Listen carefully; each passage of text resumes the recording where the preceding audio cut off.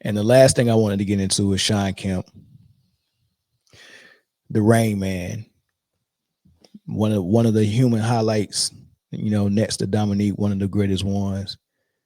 He was on the All the Smoke podcast with Matt Barnes and Steven Jackson, and he talked about, first of all, when they asked him about that finals that he made it to with Gary Payton when they played the Bulls with Mike, Scotty, and Rodman. He talked about how great Rodman was in that series, and he was like, Mike didn't even beat us, like he could have. He said Rodman beat us with all them rebounds. He was like, man, we couldn't keep Rodman off the glass. And he started talking about how Rodman was playing mind games with his big men. And he was like, Rodman was like showing up to the court with like slightly pink lipstick on, looking like a girl, right? And he would be blowing kisses at his big man, and his big man just couldn't handle those type of mind games. So imagine this dude with pink lipstick on. We already think he's suspect because he put on a wedding dress and then married himself. So we already know he crazy and suspect. But he got this pink lipstick on, and I got a battle with him down low for rebounds, and this dude grabbing my body and body parts and saying stuff in my ear, and he also got pink lipstick on, and he blowing kisses. He said his big man couldn't handle it. Like they just wasn't even, their mind wasn't even in the game no more because of some of the mind games that Rodman was playing. So I thought that was funny. But he asked him about the old debate of LeBron, Kobe, and Mike. That's what he said. So with that said, LeBron is someone that was in a mix of doing everything. Where do you kind of have him in the hierarchy? Man, I think LeBron is right up there. I don't think he's the best, but I don't think he has to be the best. And I don't think LeBron should be compared to Michael Jordan either. Right. I think LeBron should be compared to Magic Johnson. Right. I agree with that. I think, whoever started that shit up got it totally wrong, man. LeBron is not no damn Michael Jordan. Kobe is more like Michael Jordan. Exactly. LeBron is more like Magic Johnson. Exactly. It's like they wanted to make a story from the news or something, I guess, so they just threw their name up in there. But absolutely, man, I don't see how you really compare those two. He's such a bigger, stronger person than what Michael Jordan was, a more forceful person. I just with LeBron, I wonder. I don't know if he could have done that back when we played, right, with all those big bodies. I don't know. I'm not saying that he wouldn't have been a very good player, but I think his game would have had to change. He would have had to play more like he did in his younger years. Yeah, absolutely.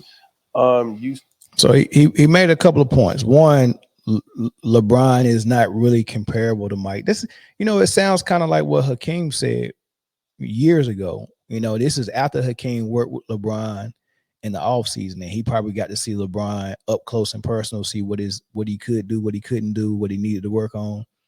So he got a really good look at LeBron on top of the fact that he watched the games, right? And Hakeem was like, man, he said it's not even a fair comparison.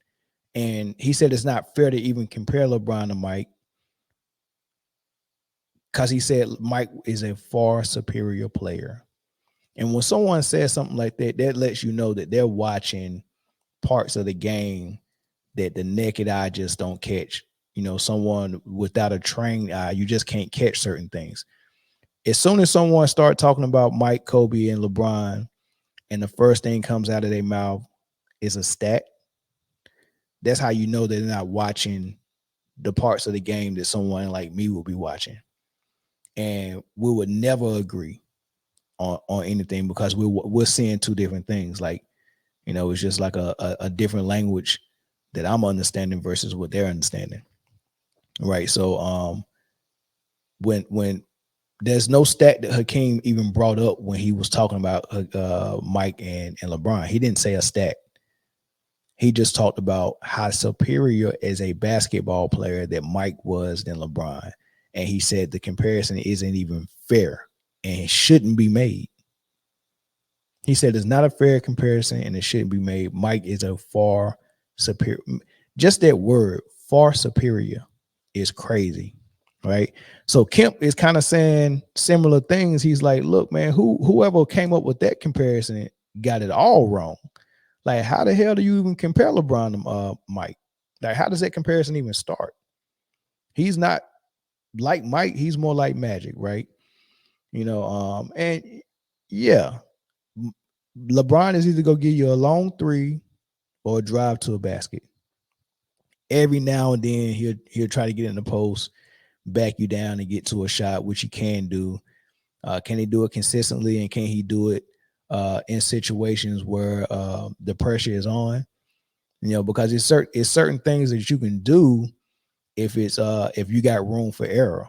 But when the pressure is on and this has to go down and you don't have room for error, you usually go to what you're more comfortable with. You usually go with something that you got confidence in, that that you've hit timeless amount of times, that you're practice unlimitedly.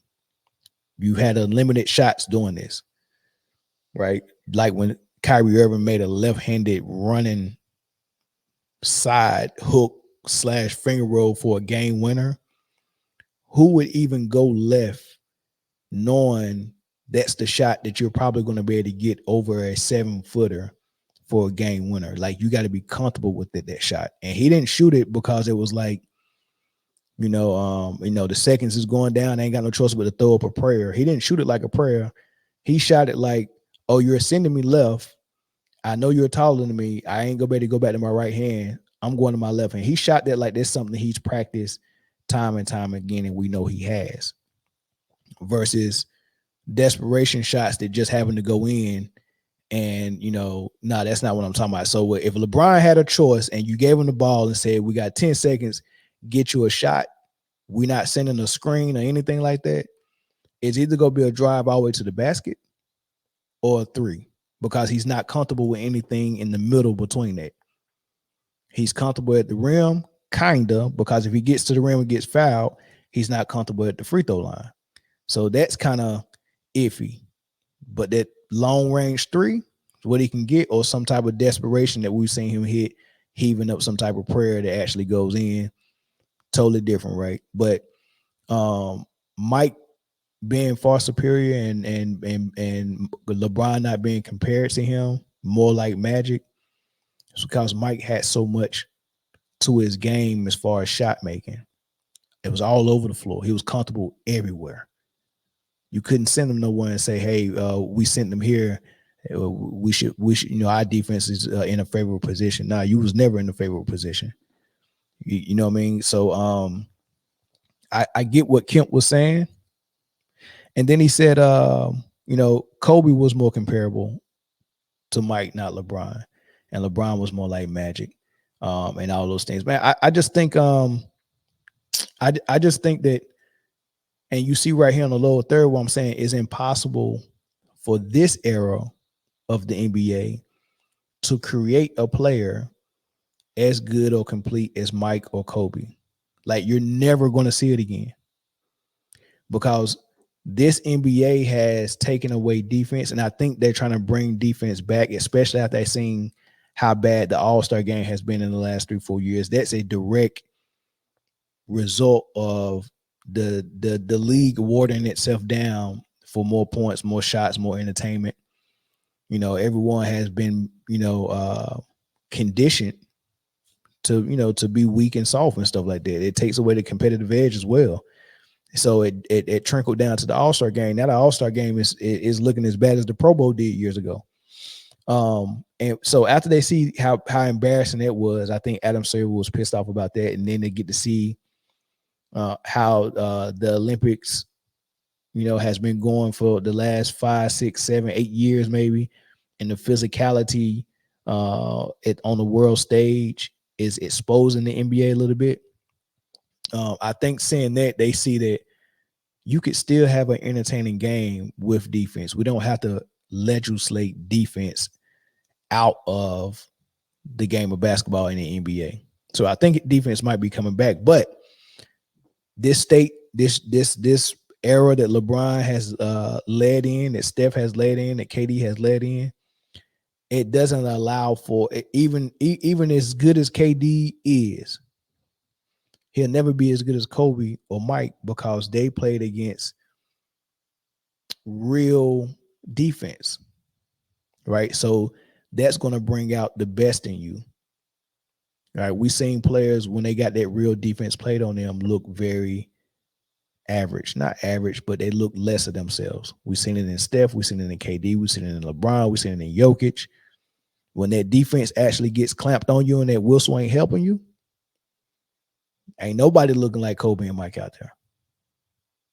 Everybody's looking pedestrian, right? So the best players that we're ever seeing is going to come out of the 90s, because that was a combination of some of the best defense and some of the best players and teams.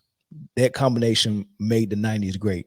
When you go all the way back to the 60s, they didn't have the best teams. They had one big powerhouse team in the Celtics, so that was a little different. You get to the 70s, basketball was still evolving. But once you get, the 80s, birthed a new thing with Larry Bird and the Lakers, and Larry Bird and the Celtics, and Magic and the Lakers. It birthed dynasties and entertainment and all that stuff. But the defense was still not tweaked right. Right now, we got great players and stuff like that and great teams, but they playing football on the basketball court. So if this is what defense is supposed to be, if this is let me do it this way. If this is a spectrum, and defense and offense supposed to have the correct balance right here in the middle, right?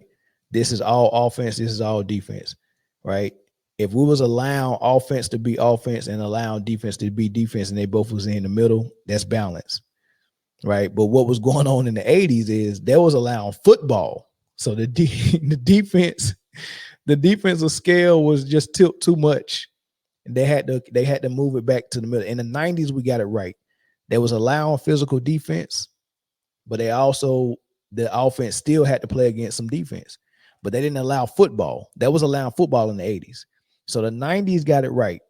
It's real defense. It's physical, but it's real defense. It's not football. It's real defense, great offense, great players, great teams. That was some of the most entertaining basketball. The scores was 80, 76. You get what I'm saying? That's, we enjoyed that. But when we got to the 2005s, we got to that little time frame, and they started taking defense out of the game. It turned into some. I wouldn't even say 2005. I think it started around 2010.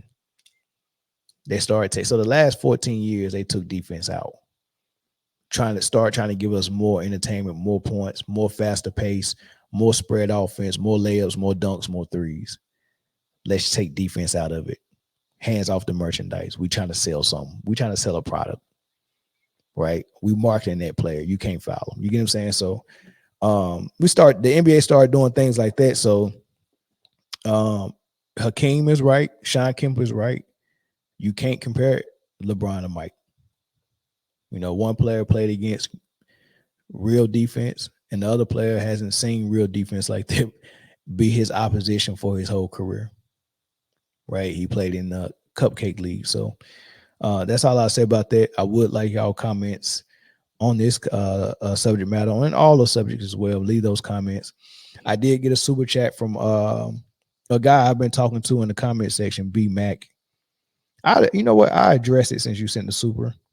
And I'm lying. He didn't send the super. He sent the cash out. So I appreciate that. Vincent Edwards, I think his name. Well, I ain't have to say his whole name, but shout out to my man Vince for sending that cash out. I appreciate it. But his name is BMac6225. And yeah, but it's BMac6165 on YouTube, right? But he said he disagreed with me about my Kevin Durant and Steph Curry take. So I guess this is a little bonus content. I'll talk about this before I end it. So my take on Kevin Durant, the Warriors, and Steph Curry is twofold. The first thing is I agree with Isaiah Thomas and I agree with Draymond Green. They both have said this. They said that after they won one championship and then they went back to the finals and lost to Cleveland, the reason that he felt, and this is Draymond saying this first, he said, the reason that I felt that if KD wouldn't have joined us the year after we lost to Cleveland, or the summer that we lost to Cleveland, that we don't get another ring. We definitely don't win those 2 that we won with KD. And the reason being is he said that the league and other teams had figured Steph out. And once you figure out Steph, you figure out the entire Warriors offensive system. And he said what they figured out is that if you get overly physical with him and you don't allow him freedom of movement without the ball, then that takes away our whole offense, especially when it's just Steph and Clay is your whole offense, right? They lost to Cleveland. They had a 3-1 lead. Draymond got suspended. Cleveland came back. Harrison Barnes couldn't hit a barnyard if he was standing on the farm. He was clanking it from 3, from mid-range, everywhere. And he was that 3-and-D guy that they depended on for points other than Steph and Clay. They was getting points from Barnes sometimes. They had to let him go. They let him walk, right? So the first domino to fall was Harrison Barnes. So if Kevin Durant hadn't came and joined the Warriors, what would have happened? They would have lost Harrison Barnes.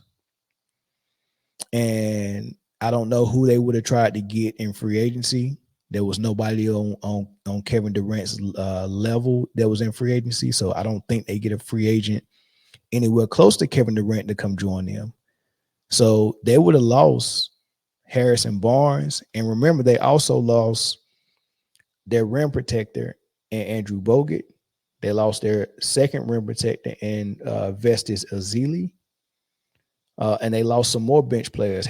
Of course, Harrison Barnes. I think they lost around 8 players.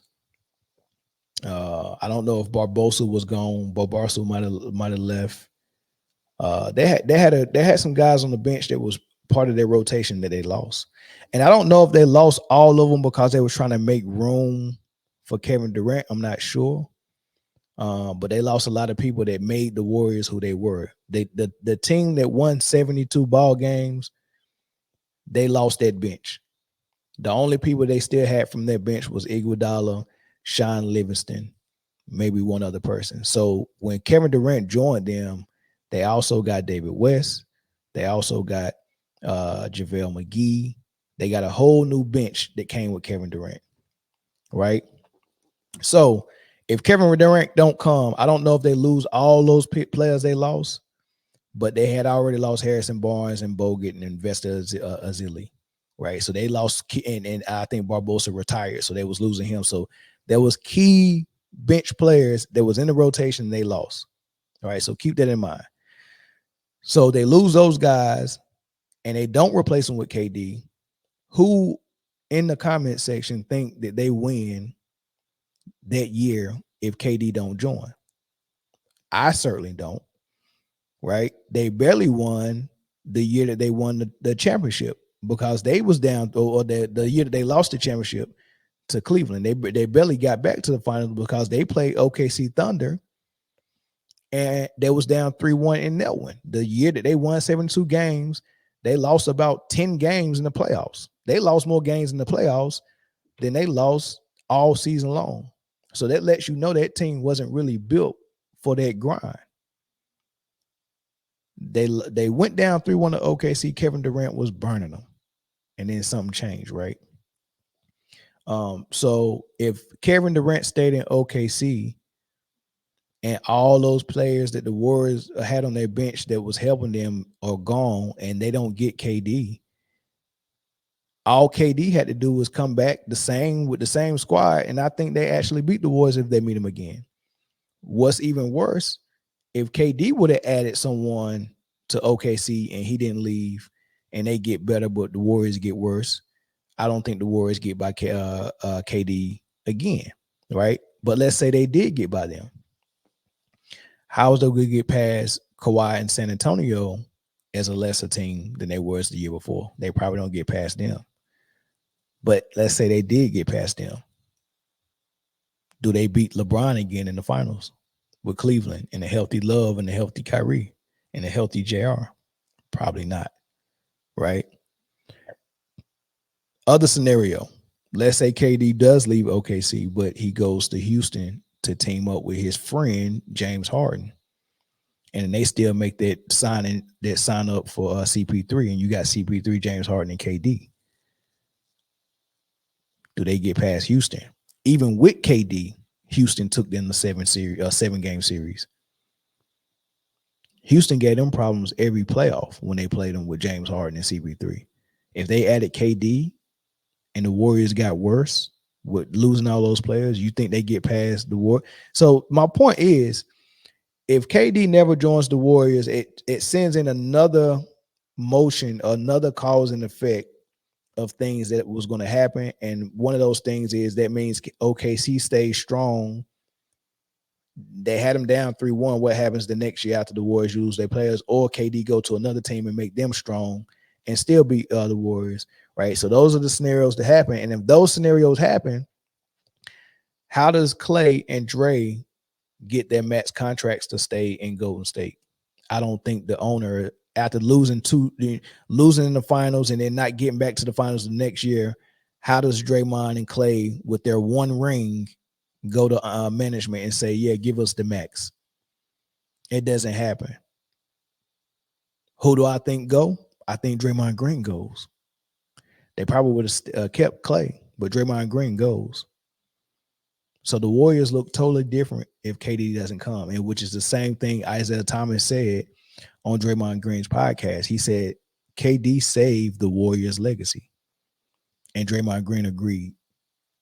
And he said, if he doesn't come, this thing is done. So you don't get to 2022 to get that second ring. The team breaks up before that. 2022 doesn't happen. So people, when you talk about KD joining the Warriors, people be like, but he won 2 without KD. He would have never got that second one if KD never joined. He never would have got the second, the third one, or the fourth one. He don't get it. If you take away the 2 that they won with KD, he don't get the 22. The Warriors don't get the 2022 and have Wiggins, which is they got with. Do you know why they got Wiggins? They got Wiggins because Kevin Durant didn't just walk in free agency. He agreed with Bob Myers that he'll do a sign and trade so they can get D'Angelo Russell. And D'Angelo Russell was the piece that they traded to Minnesota to get Wiggins. And we know Wiggins was one of the biggest reasons why they got through the playoffs and won against the Boston Celtics. You can say Steph was the number one reason, but number 2 was a debate between Jordan Poole and Andrew Wiggins. And guess what? If KD never goes to the Warriors, you don't get neither one of those players. Right? Draymond Green is still not that either. So B-Mac, man, like I said in the comment section, I appreciate the super chat. I appreciate the banter and the conversation. But that's what I mean by Kevin Durant saved the Warriors' legacy, because that thing was getting blown up if they didn't win next season. Kevin Durant was a godsend, right? So, and all this conversation started was because I said Kevin Durant was a better player than Steph. And I had did my ranking of the 21st century players, and I had Steph at number 6 and I had KD number 5. So I had them right behind each other, and all the Steph fans got mad and was like, how can you ever put KD over Steph? Because you're a Steph fan, you would never want to see that. But if you've been objective and just saying who's better, it's obvious Kevin Durant is better than Steph Curry. But Steph ain't too far behind. I got him at 5. I got Steph at 6. They didn't like it. And they started saying, well, what about the rings? And KD wouldn't got no ring if he wouldn't have went to Golden State and all this. Okay, cool. But who's the better player? It's Kevin Durant. But all right. I appreciate y'all sticking with me, joining me for this, man. Leave your comments in the comment section. Make sure you hit the thumbs up. Make sure you hit that share button as well. And I'll catch y'all in the next episode. Peace.